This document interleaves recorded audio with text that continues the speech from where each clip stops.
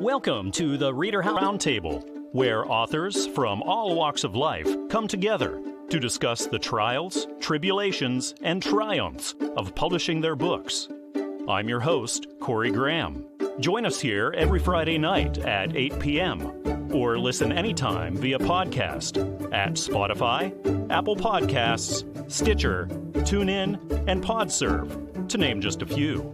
The Author Roundtable is sponsored by ReaderHouse Online Bookstore, where the independent new authors come first. The Adventures of Lucy Liu, Poor Max, The Light Sword Rescue.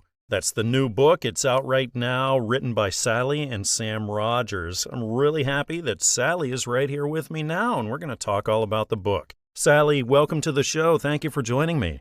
Thank you for letting me come to your podcast. It's my pleasure to have you here. So, Sally, can you tell me all about the book, The Adventures of Lucy Liu? Oh, well, I'm so excited about this book because I know it's going to help a lot of adults and kids. The reason I wrote this book is all about the grief process. I'm a teacher, and about 3 years ago, I had a student who lost his mom tragically, and he went through all the different grief processes, and I saw that there was nothing for him out there. So I wrote a book that deals with all the emotional problems going on with the grief process and that it is okay to go through that.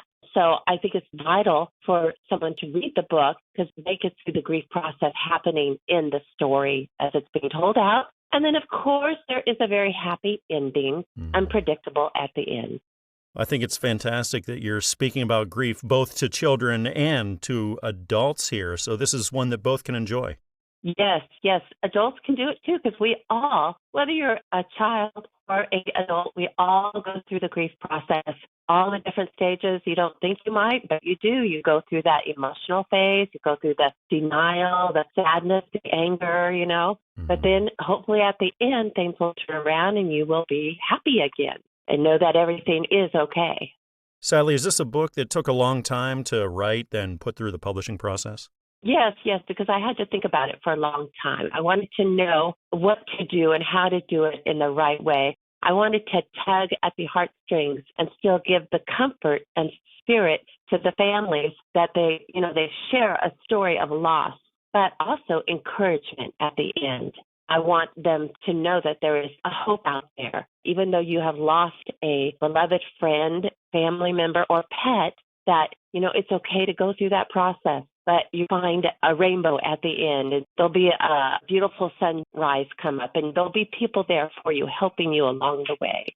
Well, Sally, what does your writing background look like? Have you ever done anything like this before?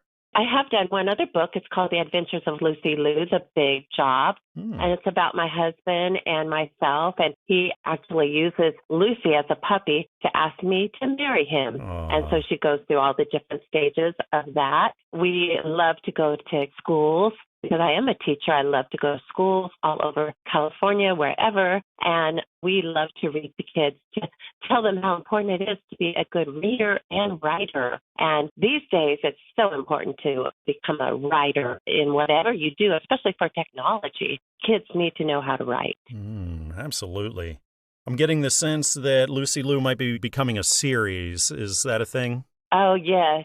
And it's a true story, Poor Mac. Poor Mac deals with him losing Lucy. It is our very first Lucy Liu, and she did pass away in the arms of my husband. Oh. But, yes, so Max did go through all those processes, and we saw it happening. So when we saw that, we thought, we got to turn this into a book that can help others through that grief process. What's it like when you finally get the first physical copy of your book in after all that time and energy you put into it?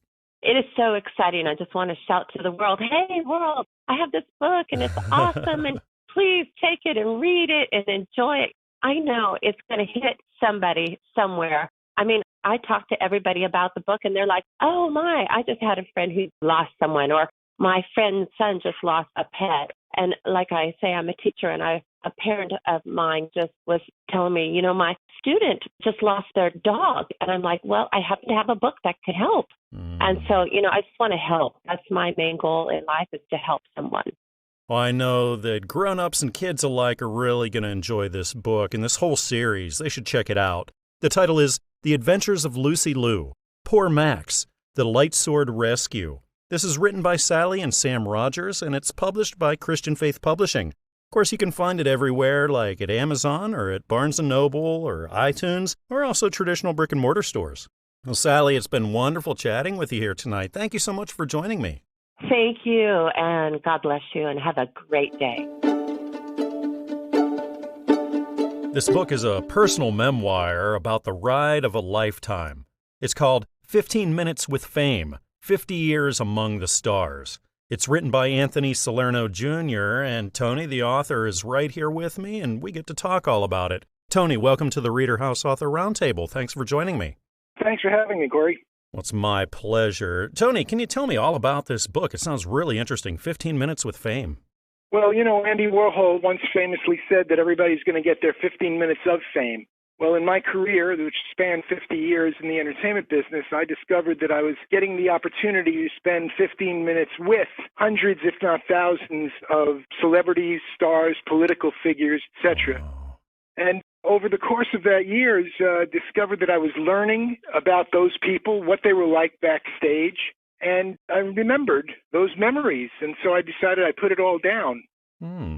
How long did this whole thing take you, Tony? Well, it sort of happened in a cathartic kind of way. I was retiring from the business, had more time on my hands, found that as I got older, those memories lived more vividly because I guess I had more time to think about them. So I just started jotting them down. I did it in a chronological kind of order, beginning with my early days, beginning in the business, and it just sort of took off from there. When I had a moment or when the notion struck me, I'd sit at the computer. Sometimes I recorded my thoughts and then transcribed them, and it just came together in that way. Now, I understand this is your first book, Tony. Yeah, it is. Congratulations. What was the most challenging part about the whole thing? Well, I never took any contemporaneous notes. And so this truly is a memoir in the sense that it's just my memories. So I wanted to make sure that I didn't make things up. Things actually happened the way I remembered them. So there would be lots of calls to former colleagues and friends and people that I went through some of those experiences with. And while that was a challenge, it was also a great opportunity to reconnect with people that I hadn't spoken to in years and to just relive those moments. Must have been quite a day then when it finally came, that first physical copy of 15 Minutes with Fame, Tony. What was that moment like? It was very exciting. The box that you see on TV and movies all the time arrived. And we cracked it open, and there they were. The cover, the way I had designed it with the designer at the publishing company, and then to actually be able to leaf through it and see the words there in book format. It was a lot of fun. It was pretty cool. What are the chances you'll think you'll be doing more writing, maybe more publishing up ahead of us? Well, there are a couple of things rattling around in my mind, and I never envisioned myself an author in the sense of writing a book. Through my career, I would do continuity writing. I would certainly review lots of scripts and work with writers in that regard, both in the entertainment business and even for a short while in the political side of it. But I never envisioned myself being someone who would sit down and write a book, let alone two books. I do have a couple of thoughts. And sometimes I think it's more for the family and more for a legacy kind of thing than wanting to get it out to the whole world. But we'll see what develops. I'm sure you learned a lot along the way of doing this, Tony. Do you have any words of wisdom for the authors out there who are just starting out? I don't know how much wisdom there'll be in my words, but just go ahead and do it and just keep writing. Don't try and make it perfect the first time. Just sit down and write. And keep writing, and whatever thoughts come to you, write them. Worry about the form, worry about the grammar and the syntax and all of those kinds of things at a later date. Get your thoughts down, and then when it seems like, geez, I can't do this anymore, keep doing it. And eventually you end up with a couple of 100 or 300 pages. Is that how you would get through those tough times, Tony? Maybe where you were having a hard time coming up with the words or the ideas about what to write next? Would you just sit there and push through it? Yeah, I think I did. And again, some people who've read it that know me well said it's written the way I speak, for better or for worse. They could hear my voice in it. They could hear me talking, as it were.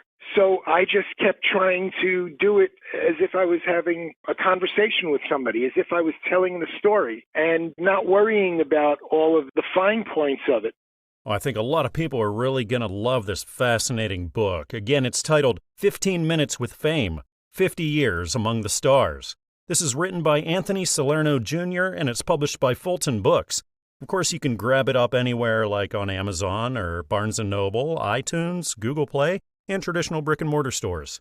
Tony, I appreciate you joining me on the show tonight and telling me about all these fascinating stories. I had a nice time chatting with you. Well, my pleasure, Corey. Thanks so much for giving me the opportunity, and hope you enjoy the book. Hyper-Religiosity to Grace. It's the new book. It's in stores right now. It's written by Thomas Rylen. And Thomas is joining me right now here at the ReaderHouse Author Roundtable, and we get to talk all about it. Thomas, welcome. Thank you for joining me. Thank you. Glad to be here.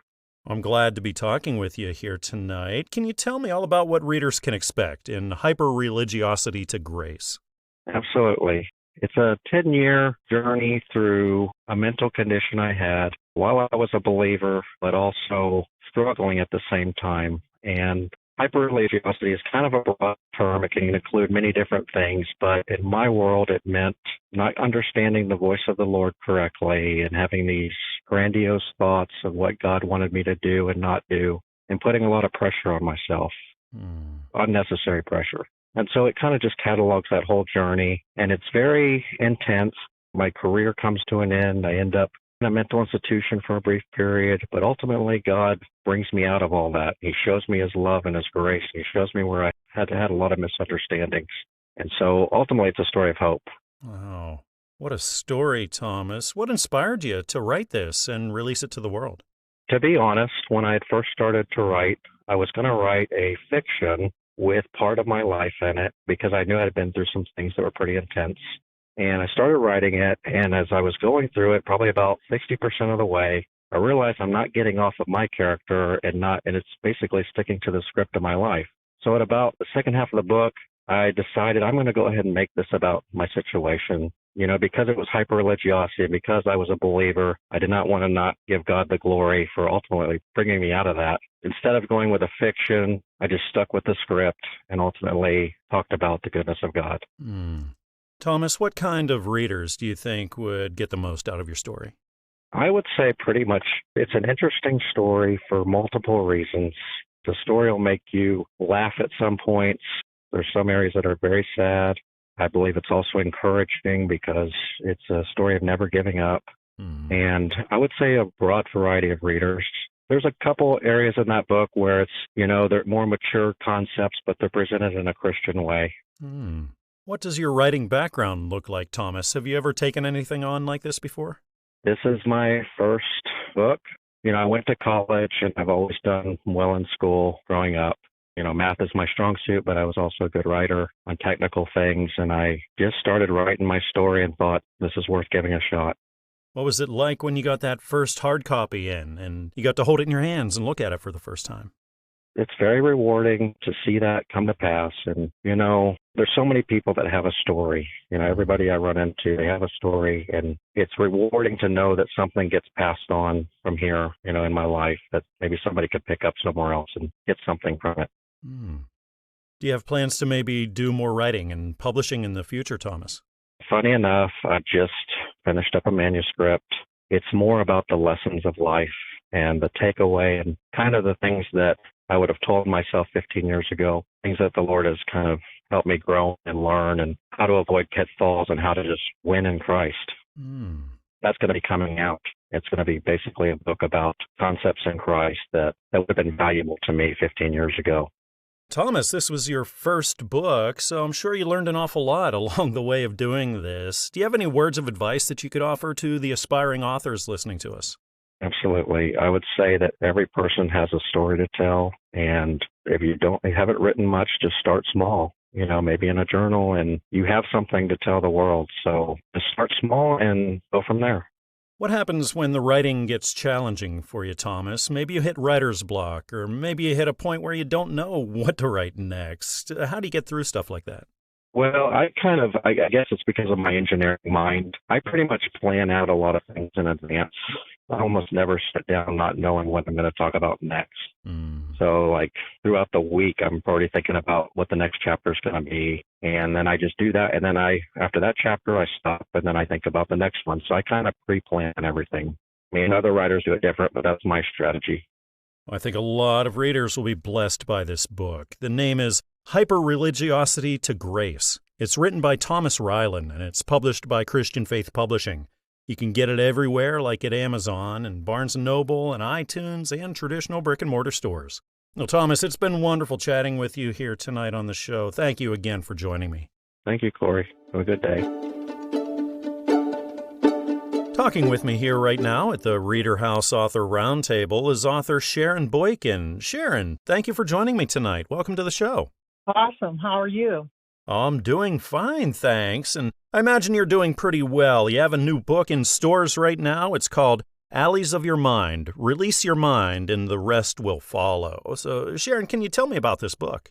Well, it chronicles my life for sure. The first 23 years of things that came out of when I went toward the Lord. And it's the only way that I could explain it is that I was going toward the Lord because he's the only one that could help me. What sorts of readers were you writing for here, Sharon? I was writing for people that don't understand that they may be in something that goes against what God would have for them. Just everyday things that we may conquer or come across that we may have grew up with and think it's okay to do. And I found myself in a dark place following some of those things that I thought was just natural and everyday things. So what sparked you to write your story and publish it for the world? Well, what started the part of it, I was watching Locked Up Abroad, which is a little show on Nat Geo. And I told my husband, I turned to him and I said, I got a story. And I told him about it. And it kind of triggered a whole lot of things that I wanted to share because I know that others have been in those situations where they trusted a friend and got them in a situation they shouldn't have been in. But it also opened up my mind to just share things that I grew up with, misusing my gifts that God had given me. I'd assume this might have been sort of tough for you to write your story and everything that you went through. Did this take you a long time? It did. It was very hard to write. It was one of the hardest things I've ever had to do, actually, to just share myself like that. And just go into the inner parts of my mind and just let God use me because I wanted to share with those that do not know the truth about it. And it was very hard. Over a period of time, I wrote down different journals, just within the past 10 years mainly. And it all just came together when I started watching that show and just different things I went through throughout life. Just brought it all together. Have you ever done anything like this before when it comes to writing or publishing? Well, I hadn't published anything yet, but I did have a whole lot of things that I wrote for different friends. They wanted to express themselves in letters or just different things and playwriting. I can do that. And I can improv act. And I did a lot of acting in various plays. I can just put words together that make sense. I love true stories. And a lot of that, I believe, come from the inside, just how I feel about a true story being told the right way. Sounds like you really enjoy writing, Sharon. Can we expect more books from you in the future then? I believe so. It's so much more I can tell about Alleys of Your Mind. Just a lot of things that couldn't go in the book at that moment. But there's a lot of different parts to certain segments of it that I know I can explain more and go into more detail. A lot of people listening to us right now, Sharon, are authors who are just starting out. So do you have any words of wisdom that you could offer them? Well, I would say be true to yourself. Don't overthink it. And I think if you just be true to yourself and go that route, it'll be easier to do. Because if you overthink it, you may put too much on you and never finish the project. We can all start a project, but it's the finishing part. That's the important thing. Absolutely. Sharon, you said this was one of the toughest things that you've ever had to do in your life. So when that day finally came and the first hard copy of Alleys of Your Mind came in, what was that moment like for you? I work on projects, so I was out of town, and my husband told me, babe, your books, some books have came to the house, and I said, open them up, and I had him come up the weekend to see me, about 400 miles he drove, and wow. He bought me one, and I tell you what, when I had that in my hand, it was just like, okay, it's out now. Now what? because there's nothing you can do at that point but accept it and take it by the horn and say, go. And I just felt overwhelmed. It was overwhelming. No other way to put it. Well, I know a lot of people are going to be blessed by your story, Sharon. The title of this book is Alleys of Your Mind. Release your mind and the rest will follow. This is written by Sharon Boykin and it's published by Christian Faith Publishing. Of course, you can find it anywhere like Amazon or Barnes & Noble or iTunes and also traditional brick-and-mortar stores. Well, Sharon, it's been wonderful having you on the show here tonight. Thanks again for joining me. I appreciate it. I really do. Thank you. This is a fascinating novel. It's a story of a priest that takes readers through Rome, Florence, Venice, and elsewhere. The title is Deer in the Fields of Venice, a novel. It's written by D.M. Zultowski, and D.M. is right here with me now. We're going to chat all about it. D.M., welcome to the show. Thanks for joining me tonight. Thank you, Corey. Thank you so much. I'm very excited. I'm excited to talk about this novel. Can you tell me what's going on in it? Well, like you just said, it's a story of a priest who gets the opportunity from one of his former students and his father to do a trip, a bus tour through Italy, going with Rome, Florence, and Venice. Starts off really where his student Cam shares a very intimate, deep secret with Father Maurice, and this really sparks off their relationship being deeper than student-teacher, and it's turning more into like a spiritual friend, really. And this ticket comes into his hands because Jim, Cam's father, while his wife had just left him, calls him from California and lets him know she's not coming home. So this ticket falls in his hands, and he's thinking what to do with it, and he notices the connection, this trust that Cam has with Father Maurice. So he offers this opportunity, and when Maurice gets there, what happens is he starts seeing this country in a much different light. His whole life was based on books, and travel really was not in the equation. He saw travel as something to be kept in the books. He never really stepped out of his comfort zone. So being there and seeing it is changing a lot in him. And he meets so many other people. One is a woman, Isabel, who's on the trip.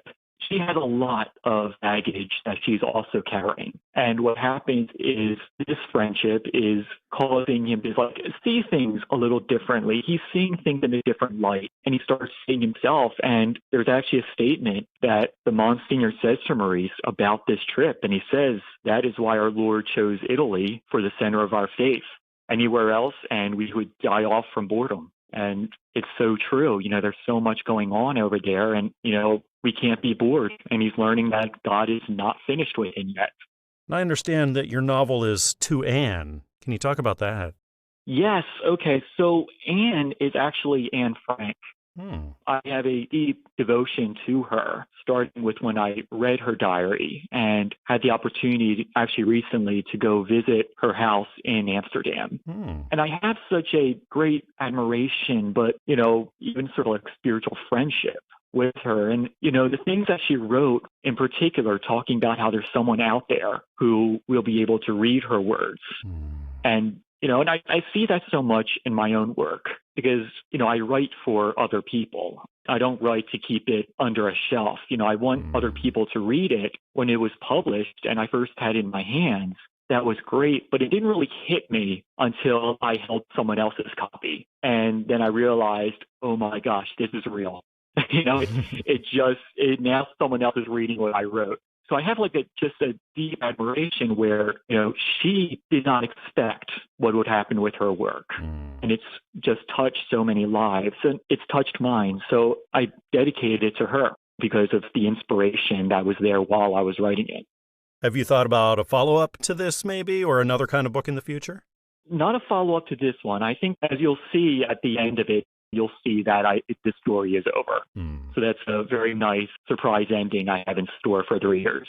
But I am actually working on a couple pieces now. I am also an artist. I work with fountain pen ink, and I'm working on a series of monks, actually, and telling stories about them. Just a fictional story of a monastery and telling those stories. I also am working on a new novel. This one is moving a little bit differently, moving more into the realm of a serial killer. So I'm starting that, and I'm very excited to get that rolling and very excited to see where I can take that. Mm. I know a lot of readers are going to be into this book and should check it out. The title is Deer in the Fields of Venice, a novel. This is written by D.M. Zultowski, and it's published by Newman Springs Publishing. You can find this one everywhere, like on Amazon and Barnes & Noble, iTunes, and traditional brick-and-mortar stores. DM, it's been wonderful having you on the show here and talking all about your work. I hope we can chat again sometime soon. I hope so too, Corey. Thank you so much. It's been an honor. This is an illustrated book of the story of the Messiah, Jesus Christ, and it's called The Gospel of John, first issue of a 7-book series. It's written by Lawrence Finney, and Lawrence is sitting right here with me now. We're going to chat all about it. Lawrence, welcome to the show. Thank you so much for joining me. Thank you so much for having me, sir. I appreciate you being here. Can you tell me all about the Gospel of John? What can readers expect in this book? Well, I think it's a dramatic telling of the story. I try to be very faithful to the text in terms of the imagery that's presented, but I definitely wanted to have a kind of a comic book feel, but it's rendered in a very fine art style. So I wanted to have some subtlety to it, but still I wanted it to appeal to someone who might be a graphic novel reader. What gave you the idea to do this graphic interpretation of the Book of John? Well, about 12 years ago, I wanted the challenge of rendering biblical subject matters. Obviously, I've been an artist my whole life, commercially and also in the fine arts. But at that point, I had not really delved into doing biblical art. So I thought it would be a challenge to try to do biblical art in a narrative form. So you say you wrote this pretty much for fans of graphic novels. Well, initially, I could say 12 years ago, initially, I just thought of it as a challenge that, it would be really interesting for it to be in the book. And then over the course of the years that I worked on and off, I thought, graphic novel would be a really good place for the book to be. I had a light interest in graphic novels to seeing how they developed. I thought, this would be the place for it. Have you ever published before this? Not as an author, as a commercial artist, and then as a fine artist. My work has been published over the years. But as far as me initiating a book and developing a book, no, this is the first time. Congratulations. How long does something like this take to write and publish?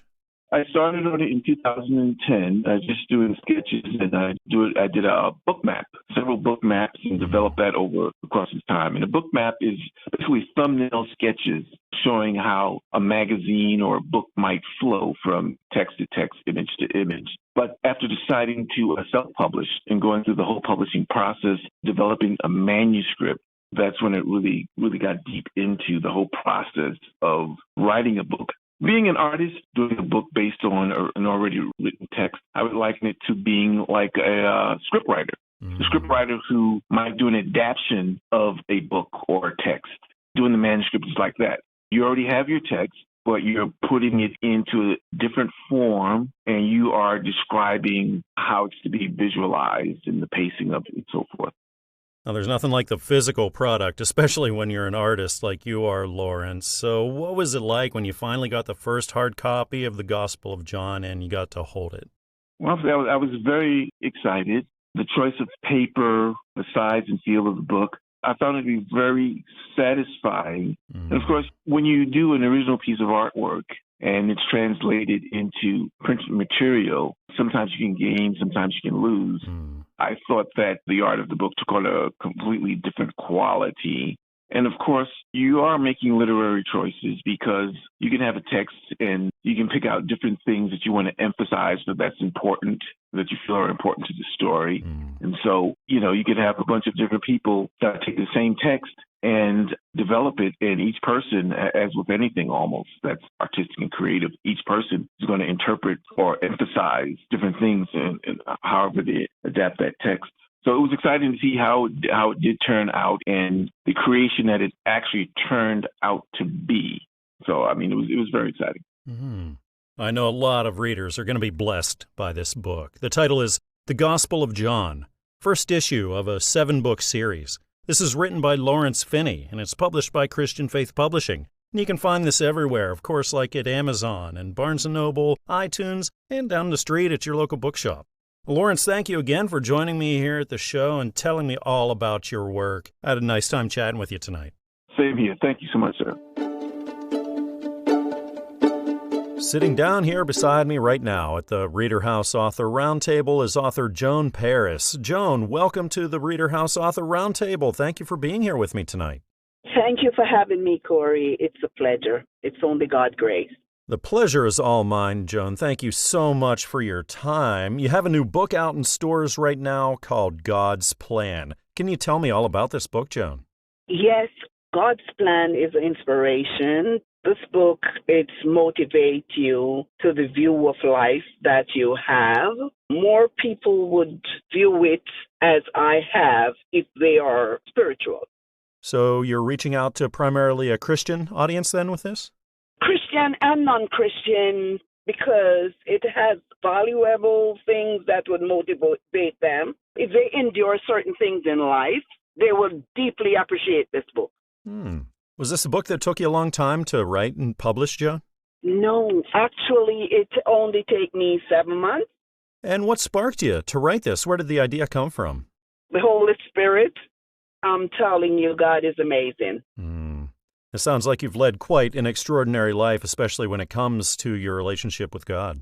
Yes, definitely. I spend more time praying and praising God more than anything else.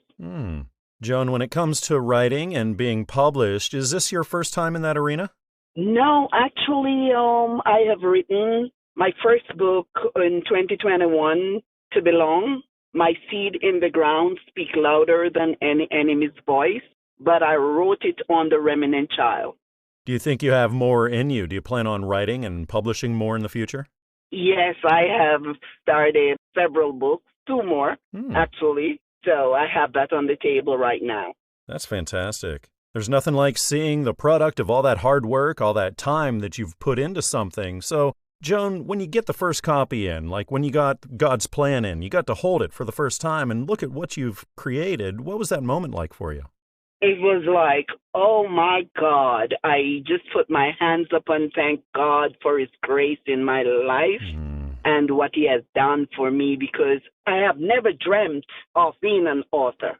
A lot of people listening right now, Joan, are authors who are just starting out. They want to get their first book out there too. Do you have any advice from what you've learned that you could tell them?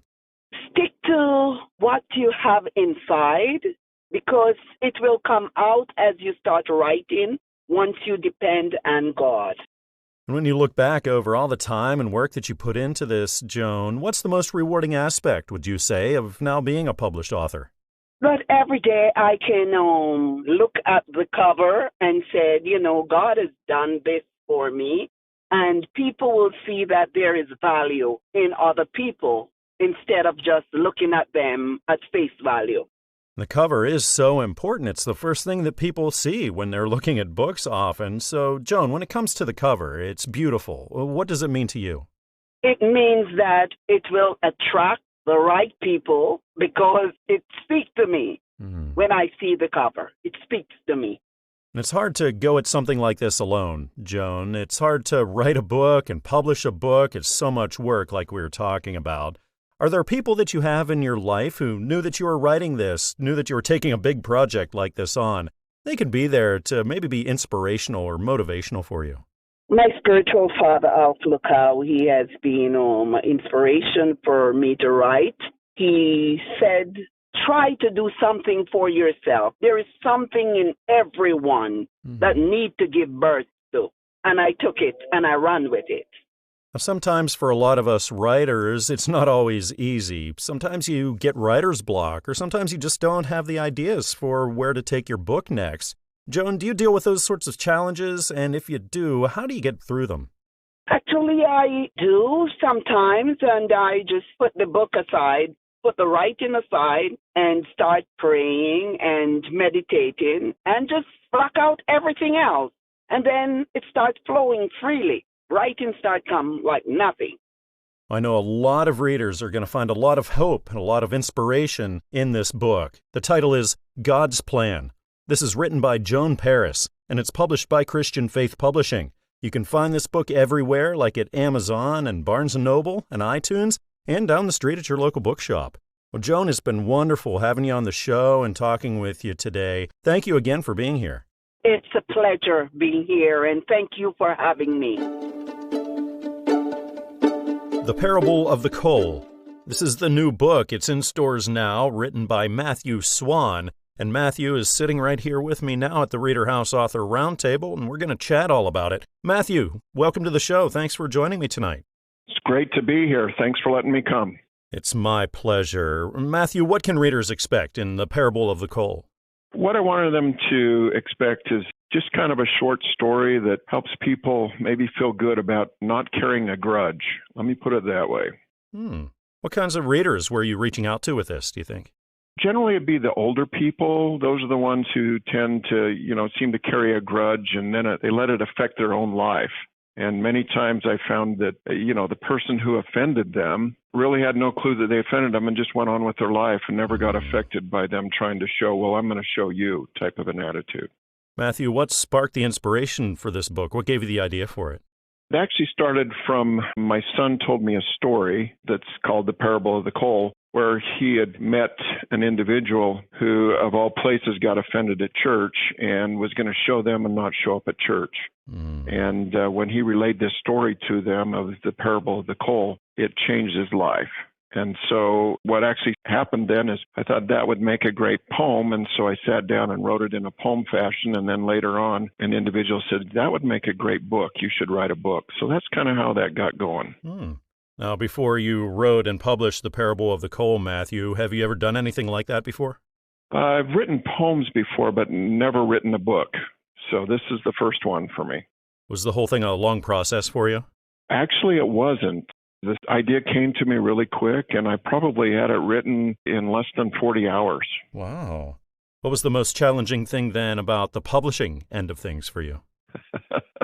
Publishing was probably going through the editing of it and everything else, having to get the licenses and everything else going on there. For me, the easiest part was actually writing the book. When that day finally came, Matthew, you got the first hard copy in of The Parable of the Coal. What was that day like?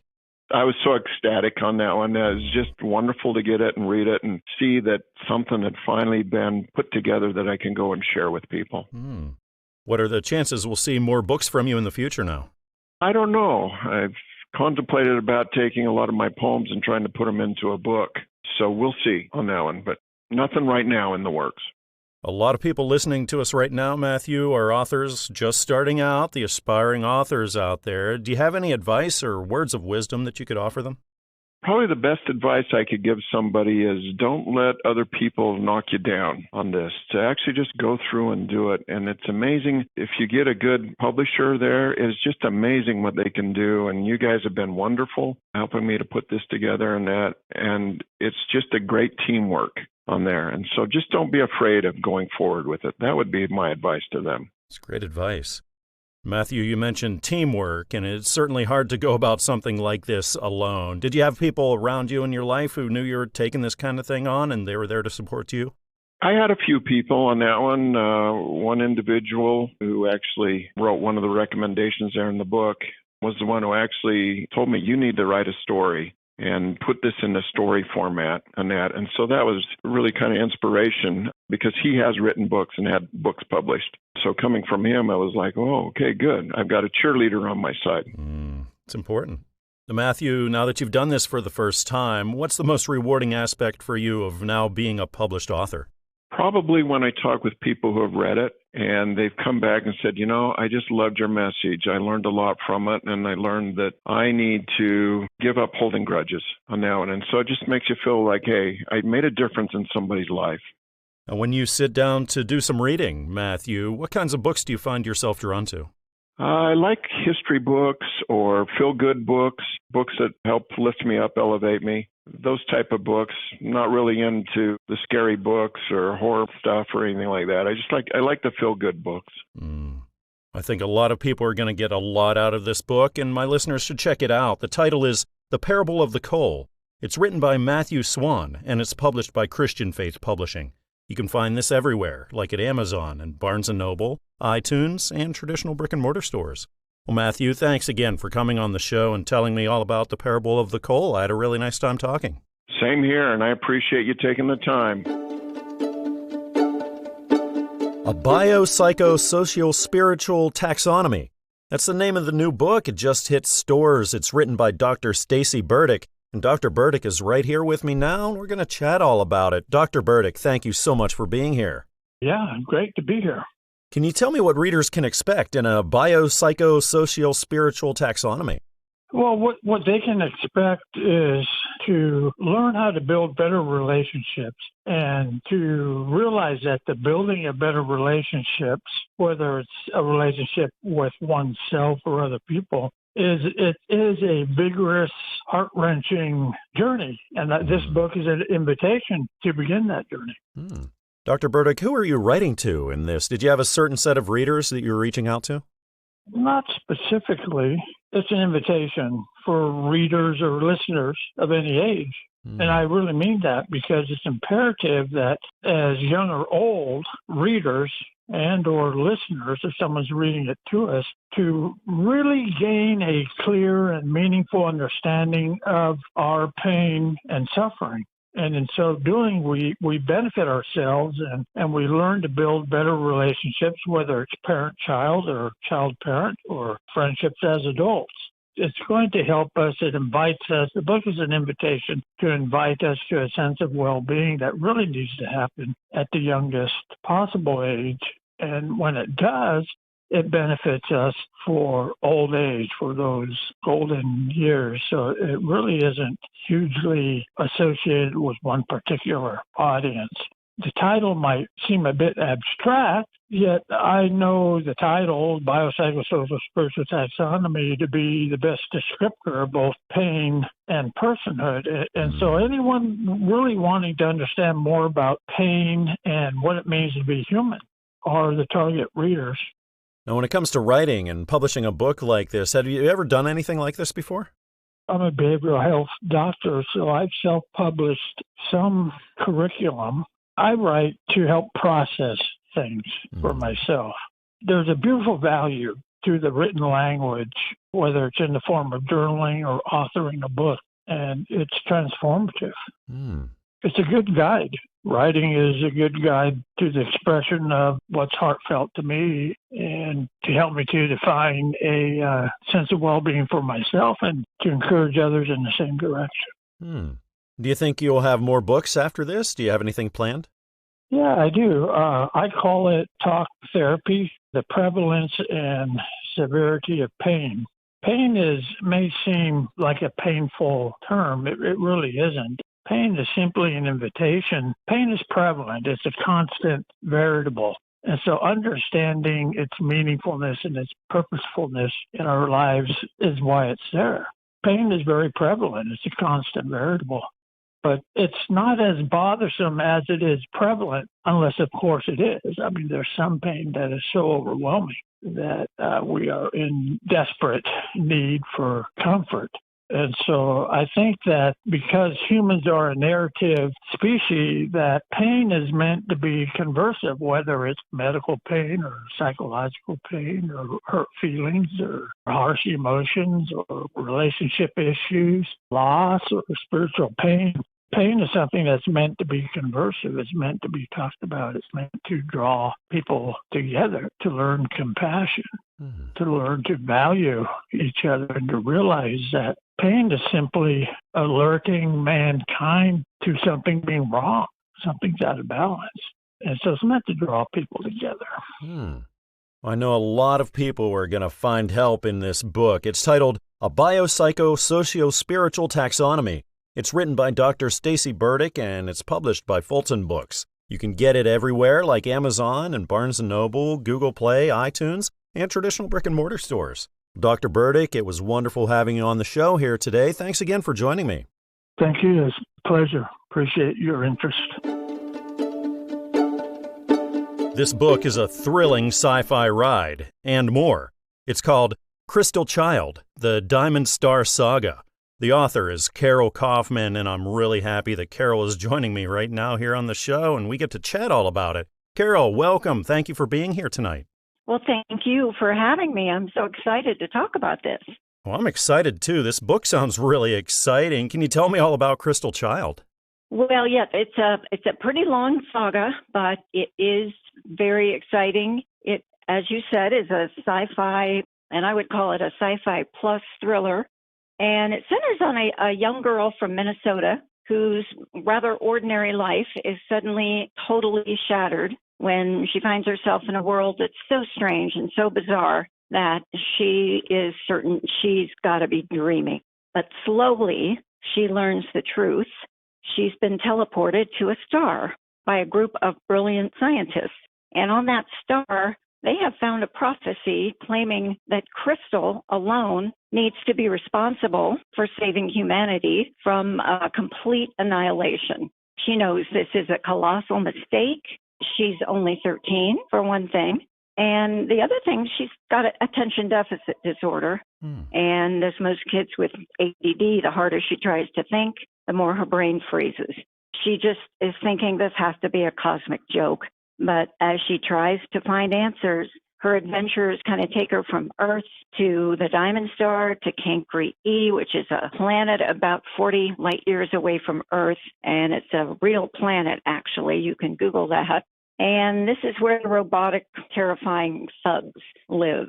So that's all I'm going to say. I'm not going to give away the plot, but just say this is a complex saga which ultimately shows the power of compassion and teamwork and pure grit to overcome all obstacles. And with Crystal, it shows her you don't have to have superpowers to save the Earth. Sometimes just being who you are is enough. That's it in a nutshell. I love it. Wow, it sounds like quite a ride. Carol, where'd you get the idea for this? As with a lot of ideas, it just came very serendipitously. And I don't even remember what I was Googling way back. I think it was about 2015. But you know how you go to a link and that leads to another link and another link, and something popped up and they said scientists have discovered a star that is about 50 light years from Earth, and it is down to a white dwarf, as they call them, which is basically a giant cinder of carbon. And we know that carbon is diamond. So they theorize that basically what you have in the sky is a gigantic diamond. In fact, they called it Lucy. And this is actually true, something you can look up. And I thought to myself, ooh, that'd make a good children's story, a kid's book. I think I'm going to start writing something. And that's the only goal I had in mind when I started writing it. And then somehow the settings and the characters just took on a life of their own. I've heard other authors say that, and I think to myself, what do they mean? But now I know. They just came to me, and that's how it started. Was Crystal Child intended for younger readers then, would you say? Yeah, it was strange at first because Crystal is almost 13, and her birthday's in 5 days, and that's the big day that the world is either supposed to be saved or annihilated. And so something is going on with her birthday. When I first started out, I started reading all the rules for children's literature. And I found out, oh, my goodness, if the protagonist is only 13, then your readers have to be 9. And other things, how many pages? It can only be 200 pages. And I went to my consultant who taught fiction writing at The Ohio State University. And she said, Carol, just write your story. So I did, and it ended up breaking some rules. So I would say that generally it would be for upper middle grades, but depending on the child and his or her interests. What I envision is parents and children reading this book together because there are a lot of issues that children are going through in this day and age, and it would be great to have an adult discuss these things with them. I know a lot of readers are really going to love this book and ought to check it out. The title is Crystal Child, The Diamond Star Saga. This is written by Carol Kauffman, and it's published by Fulton Books. You can grab this one anywhere, like at Amazon and Barnes & Noble, iTunes, Google Play, and traditional brick-and-mortar stores. Well, Carol, thank you again for coming on the show and chatting with me about your work. I had a really nice time tonight. Okay, I really enjoyed it too. Thank you so much. We hope you enjoyed this edition of the ReaderHouse Author Roundtable. where authors from all walks of life come together to discuss the trials, tribulations, and triumphs of publishing their books. We hope to see you back here every Friday night at 8 p.m. or listen anytime via podcast at Spotify, Apple Podcasts, Stitcher, TuneIn, and PodServe, to name just a few. The Author Roundtable is sponsored by ReaderHouse Online Bookstore, where independent new authors come first.